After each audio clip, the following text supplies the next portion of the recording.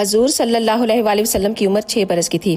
آپ اپنی والدہ حضرت آمنہ اور خادمہ ام ایمن کے ساتھ مدینے سے مکہ تشریف لے جا رہے تھے۔ جب آپ اوا کے مقام پر پہنچے تو اس مقام پر اچانک حضرت آمنہ کی طبیعت خراب ہو گئی۔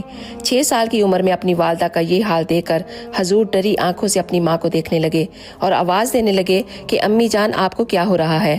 حضرت آمنہ کو محسوس ہو گیا تھا کہ یہ ان کے آخری لمحے چل رہے ہیں، تو انہوں نے حضور کے سر پر ہاتھ رکھا اور فرمایا کہ بیٹا، ہر زندگی کو ختم ہونا ہے لیکن میرا ذکر نہیں رکے گا، کیونکہ میں آپ جیسا بیٹا چھوڑ کر جا رہی ہوں جو سارے عالم کا سردار ہوگا۔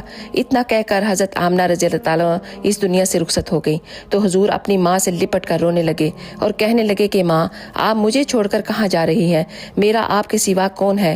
حضور اور ام ایمن نے مل کر حضرت آمنہ رضی اللہ تعالیٰ عنہ کی تدفین کی۔